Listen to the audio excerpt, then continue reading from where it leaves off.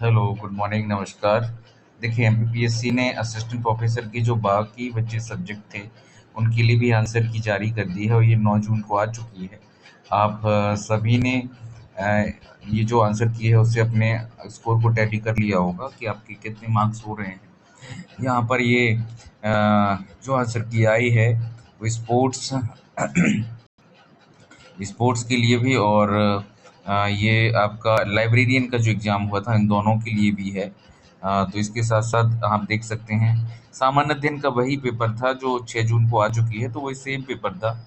और दूसरा ये सब्जेक्ट का है, आप देख लीजिए कि वनस्पति शास्त्र है इसमें, भौतिक शास्त्र है, गणित, राजनीति शास्त्र, भूगोल, समाजशास्त्र, शारीरिक शिक्षा और पुस्तकालय एवं सूचना विज्ञान इन सब्जेक्ट के लिए है।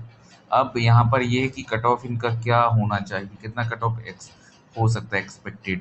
देखिए, बॉटनी का है, फिजिक्स का है, मैथ्स का है, पॉलिटिकल साइंस का है, ज्योग्राफी का है, सोशियोलॉजी का है, फिजिकल एजुकेशन का है और लाइब्रेरी एंड इंफॉर्मेशन साइंस का है। जिन्होंने नहीं मिलाई है वो भी चेक कर सकते हैं अभी। ठीक है। अब यहाँ पर एक इम्पॉर्टेंट बात ये होती है कि क्या कट ऑफ हो सकता है। तो देखिए, कट ऑफ जहाँ तक है, अभी मेरी केवल सोशियोलॉजी की कुछ स्टूडेंट से बात हुई कि तो उनका ये कहना था कि ये जो पेपर है वो मॉडरेट लेवल का था, बहुत हार्ड नहीं था और वो बहुत इजी नहीं था। मॉडरेट टू टफ इसको इस रूप में कह सकते हैं कि इस बार कोटेशंस बहुत पूछे गए। तो कोटेशंस को आसान नहीं होता है और थोड़ा सा फैक्ट भी अलग फॉर्म में थे।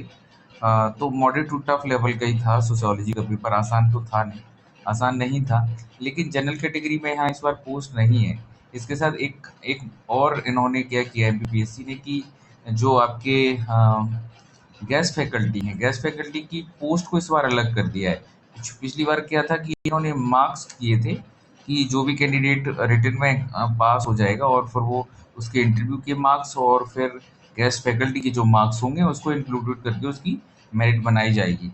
लेकिन इस बार से इन्होंने ये किया है कि इस बार पोस्ट ही अलग कर दी हैं। अब उस जितनी भी पोस्ट हैं, भले ही वो 4, 6, 10 जो भी हैं, अब उन पोस्ट के लिए केवल गेस्ट फैकल्टी ही कंसीडर होंगे, भले ही उनके कितने भी मार्क्स आ रहे हों।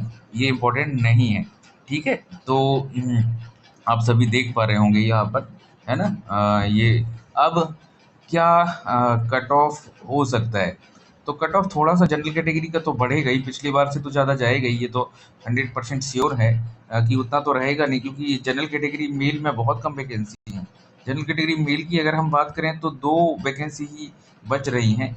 अब क्योंकि उसमें से कुछ वैकेंसी गेस्ट के लिए भी चली जाती है, तो जनरल कैटेगरी मेल के लिए 2 वैकेंसी हैं। 2 वैकेंसी के लिए अगर हम देखें तो 6 लोग सिलेक्ट होते हैं। अब 6 में अगर मान लीजिए उस लेवल तक और भी कैंडिडेट आ जाते हैं तो 10-12 बस, इतनी से ज़्यादा सेलेक्ट होंगे ही नहीं, है ना? 6 और से मैक्सिमम 10 या 12, 12 मान लेते हैं हम, बहुत से बहुत ज़्यादा होता है, नहीं तो 10 कैंडिडेट ही सिलेक्ट होंगे।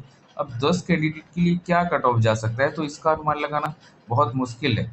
फिर भी अगर हम पेपर के लेवल और जिस तरह से पेपर आया और लोगों से, मेरी बहुत से स्टूडेंट से मेरी बात हुई, तो उनका ये कहना है कि अगर किसी कैंडिडेट, फिर मैं ये मेरी राय है, मेरा अनुमान है ये, कि मेरे अनुसार अगर किसी कैंडिडेट के 140 हैं तो उसको फिर इंटरव्यू के लिए प्रिपेयर होना चाहिए। जनरल कैटेगरी मेल की मैं बात कर रहा हूँ। अगर 140 क्वेश्चन अगर सही हो रहे हैं, उसके 140 मार्क्स आ रहे हैं, 140 क्वेश्चन मतलब मार्क्स तो 4, एक क्वेश्चन जो 4 नंबर का है, 140 क्वेश्चन अगर सही हैं तो फिर उसको इंटरव्यू के लिए प्रिपेयर करना चाहिए, क्योंकि इतने, मेरा मेरा ये मानना है कि इतने क्वेश्चन पर उसका हो जाना चाहिए। क्योंकि अभी 2-4 क्वेश्चन ऐसे हैं, 1 या 2 क्वेश्चन, 2 क्वेश्चन, 2 या 3 क्वेश्चन ऐसे हैं जो फर्स्ट पेपर में भी जिनके आंसर बदल सकते हैं और सेकंड में भी 2-4 सवाल ऐसे हैं जिनके आंसर निश्चित तौर पर बदलेंगे। तो 6-7 सवाल में तो ज़रूर अंतर है अभी, उनमें आएगा डिफरेंस। तो फिर अगर आपके हैं 138 है, 137 है, तो वो अगर और आपको लग रहा है कि आपके ये जो 4-6 सवाल हैं इनमें अंतर, ये आपके चेंज होने के बाद बढ़ सकते हैं, 140 के आसपास हो सकते हैं, तो फिर आपको इंटरव्यू की तैयारी करनी चाहिए, क्योंकि इंटरव्यू की तैयारी करने से आपको कोई नुकसान तो होगा नहीं। दूसरी बात ये है कि इंटरव्यू इसमें बहुत इंपॉर्टेंट रोल प्ले कर रहा है। आपने देखा होगा कि इंटरव्यू में किसी कैंडिडेट को 10 नंबर हो रहे हैं, 8 नंबर भी दिए जा रहे हैं और किसी कैंडिडेट को 90 मार्क्स भी हैं।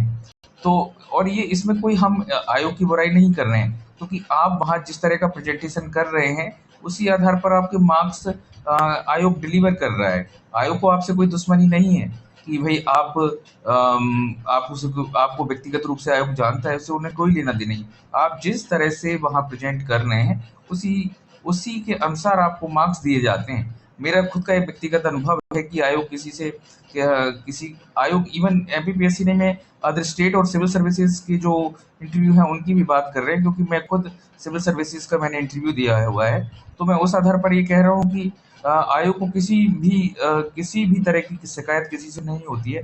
आप जिस तरह का परफॉर्म करते हैं, 5-10 नंबर ऊपर नीचे हो सकते हैं। मान लीजिए आपके 80 नंबर आ रहे हैं, उस दिन का आपका इंटरव्यू खराब हुआ है, तो आपको 70 मार्क्स हो सकते हैं। लेकिन अगर आप बहुत आप आपका स्तर अगर खराब है, तो फिर आपके इंटरव्यू का स्तर खराब है। मैं नॉलेज की बात नहीं कर रहा हूँ, इंटरव्यू का स्तर खराब है, इंटरव्यू आपने प्रॉपर प्रिपेयर नहीं किया हुआ है, तो फिर आपको निश्चित तौर पर आपके मार्क्स मिलने की संभावनाएं बहुत कम होंगी, क्योंकि नॉलेज होना और नॉलेज को डिलीवर करना दोनों ही दो अलग अलग अवधारणाएं हैं, है ना।